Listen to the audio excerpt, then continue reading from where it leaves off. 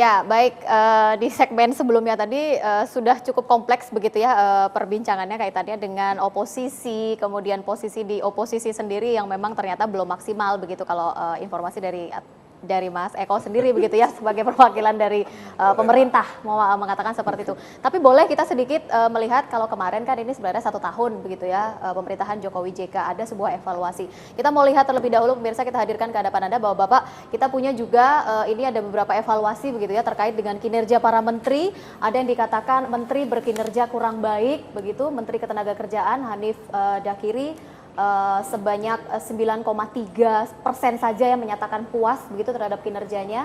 Kemudian Menko Perekonomian Darmin Nasution menyatakan ketidakpuasannya dari masyarakat yaitu sekitar 31,5%, cukup besar juga. Kemudian menteri lainnya yang dikatakan berkinerja kurang baik adalah Menteri Perindustrian Saleh Hussein, sebanyak 18,7% menyatakan tidak puas, kemudian 10,8% menyatakan puas, dan yang terakhir Menteri Perdagangan Thomas Lembong 22,4% yang menyatakan tidak puas begitu terhadap kinerja dari Menteri Perdagangan. Kemudian ada juga menteri berkinerja baik begitu ya. Kita punya datanya 55,7% menyatakan puas terhadap kinerja Menteri Susi yang memang dari awal sudah dianggap sebagai media darling pada saat itu. Kemudian Menteri Pendidikan Anies Baswedan juga 44,5% menyatakan kepuasan begitu ya terhadap kinerja Menteri Anies Baswedan. Dan selanjutnya Menteri Agama sebanyak 43,2% menyatakan puas terhadap kinerja Lukman Hakim Saifuddin, dan 40,7% begitu ya menyatakan kepuasan terhadap kinerja Menteri Sosial Khofifah Indar Parawansa. Dan selanjutnya kami juga hadirkan ke hadapan Anda pemirsa, ini berdasarkan dari hasil survei yang dilakukan oleh Poltreking Indonesia begitu terhadap perombakan kabinet jilid 2. 42,21% menyatakan setuju untuk terjadinya sebuah perombakan di kabinet kerja untuk saat ini. Kemudian satu lagi kami hadirkan, ini adalah survei begitu ya terkait dengan ketidakpuasan masyarakat, faktor ketidakpuasan masyarakat terhadap kinerja Menteri Ekonomi. Kita lihat juga kestabilan ekonomi yang belum kita dapatkan hingga sampai dengan saat ini terkait dengan harga kebutuhan pokok, kemudian juga angka pengangguran dan kemiskinan yang juga meningkat begitu ya, naik di angka 10%, kemudian rupiah juga yang terus melemah walaupun belakangan juga sempat menguat, namun tidak butuh waktu lama begitu kalau menguat, bahkan sempat menembus angka Rp14.000. Mas Eko, ya, tanggapan Anda dari pemerintah ini terkait dengan evaluasi, ya, begitu ya. Lepas kita dari politik sebentar. Ya. Soal ini tadi, ya, kita harus mengakui ya bahwa proses pelambatan ekonomi tentu kemudian akan berdampak pada multisektor ya, termasuk di tadi soal harga kebutuhan pokok yang sempat naik, kemudian rupiah yang melemah, ya, dan kemudian juga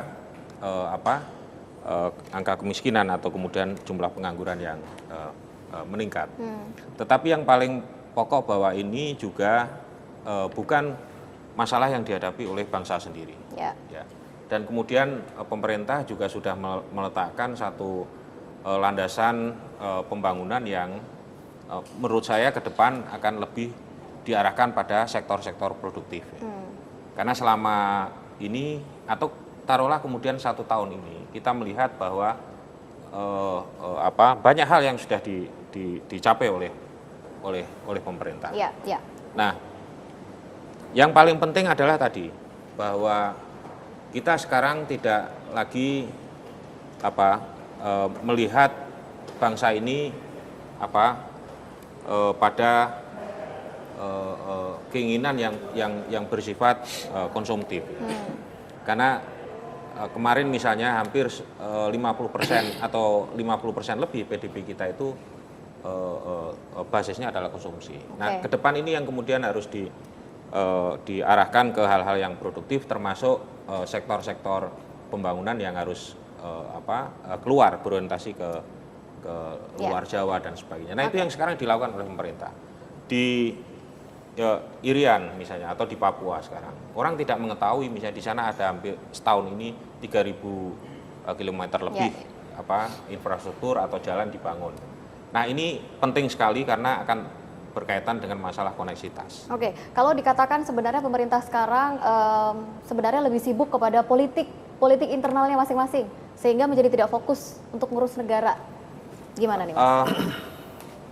Memang begini, tadi juga sudah disebutkan bahwa di internal ini atau partai pendukung ini sebenarnya hal yang sangat wajar ya di dalam sebuah pemerintahan yang kemudian didukung oleh multi partai atau banyak partai, kemudian ketika berkuasa ada semacam pembagian kekuasaan di situ. Nah, cuma ini memang harus kita selesaikan. Ini harus kita ini kan persoalannya belum selesai. Jadi diakui ya, gonjang-ganjing di dalam juga sangat berpengaruh begitu, membuat pemerintah juga jadi tidak fokus sebenarnya. Saya kira ini juga komunikasi ya. Faktornya bukan melulu masalah politik, tapi ini adalah komunikasi. Termasuk kehadiran 2 kasus kemarin dari partai pendukung itu juga termasuk cukup mengganggu begitu. Sudah ada tanggapan dari Pak Jokowi terkait dengan 2 kasus tersebut, Mas Eko? Ya, kalau Presiden tidak akan menanggapi ini kan kaitannya pada wilayah masing-masing ya, bukan ada kaitannya dengan ini partai pendukung atau ini kemudian partai pemerintah. Ya. Karena apa yang dilakukan pasti tidak melalui persetujuan presiden atau melalui persetujuan partai pendukung dan sebagainya. Itu adalah tindakan pribadi-pribadi. Mereka adalah para manusia dewasa, manusia politik yang sudah tahu tanggung jawab dan atas perilakunya. Saya kira itu di situ. Oke, saya coba ke partai oposisi terlebih dahulu ya.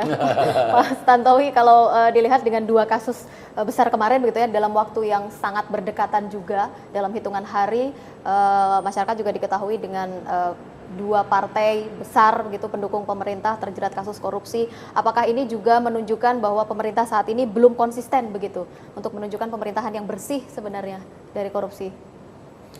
Ya, kita semua sepakat ya bahwa korupsi ini adalah sesuatu yang besar. Walaupun upaya yang sudah dibangun oleh pemerintah dan DPR untuk memerangi korupsi itu juga tak terbantahkan besar, ya. Tapi yang namanya praktek korupsi ini di mana memungkinkan maka dia akan terjadi. Saya sebagai koleha dari kedua teman saya tadi ya tentu merasa prihatin. Ya. Harapan saya adalah karena ini adalah periode kedua saya di DPR, kasus-kasus OTT gitu ya, kasus-kasus penetapan tersangka itu Mas Eko tidak terjadi lagi. Kalaupun terjadi, ya jangan di tahun pertama lah gitu kan. Nah, kalau zaman dulu itu kan udah di ujung-ujung, tahun ketiga, tahun keempat, mungkin karena terdesak mau persiapan biaya kampanye mungkin ya, mungkin ada keterdesakan itu. Tapi kalau sekarang ini sampai terjadi di tahun pertama, artinya bagus dong ketahuan di awal. Ya saya prihatin, ya saya prihatin dan saya sangat berharap tuh Rizka bahwa ini adalah kejadian terakhir yang itu terjadi di lingkup DPR. Yeah. Karena apa yang terjadi ini ya semakin membuat citra DPR itu sebagai institusi yang paling tidak direspek oleh rakyat itu semakin terkonfirmasi. Sedangkan tugas kita sekarang ini kan berusaha bagaimana kita meningkatkan kepercayaan publik publik kepada yang namanya lembaga perwakilan DPR itu. Oke, Mas Henry, sebelum saya tutup untuk segmen ini begitu ya, kalau dari Anda sendiri melihat dengan gonjang-ganjing, kalau tadi Anda lihat ini ada skenario atau mungkin ada di sebuah desain begitu yang disiapkan.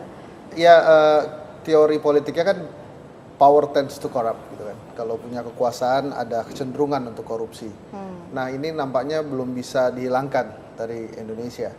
Dan mudah-mudahan saja dengan 2 kasus ini yang revisi UU KPK tadi bukan hanya ditunda tapi memang diberhentikan gitu kan, karena sudah ada nih kan case-nya gitu. Nah, tapi kalau boleh mengomentari hasil dari siapa menteri-menteri yang bekerja baik dan bekerja tidak baik, itu sih memang masuk akal karena dari hasil survei kami pun yang paling tidak disukai oleh masyarakat atau ketidakpuasan masyarakat yang paling tinggi karena harga-harga barang yang semakin tinggi. Jadi kalau misalnya masuk di sana ada Menteri Perdagangan gitu ya itu masuk akal juga. Kemudian perindustrian dan lain-lain. Tapi yang mau saya garis bawah ini adalah harapan masyarakat kepada Pak Jokowi pada setahun yang lalu memang sangat tinggi, mengharapkan Pak Jokowi bisa membawa Indonesia ngehits melejit gitu ya, meroket kalau bahasanya Pak Jokowi. Nah harapan itu sempat pudar, tapi kemudian dengan reshuffle jilid pertama yang kemarin mulai tumbuh rasa kepercayaan kepada Presiden. Walaupun dengan gonjang-ganjing asap dan lain-lain ini mulai lagi tidak stabil. Hanya sekarang Pak Jokowi sudah 1 tahun jadi presiden, jadi tidak lagi bisa berlindung dari label atau dengan label baru jadi presiden. Nah kita harus menantikan 4 tahun ke depan. 4 tahun ke depan apa yang akan dilakukan? Apa yang terjadi? Apakah akan tetap ngehits melejit atau tetap gaduh-gaduh begini kan? Penuh drama. Enak kayaknya, ramai gitu suasananya jadinya. Iya enak buat siapa gitu. Oke, baik, kita lanjutkan kembali nanti perbincangan ini pemirsa di Talk to News. Tetaplah bersama kami, jangan kemana-mana. Yang menarik tuh Mas Eko.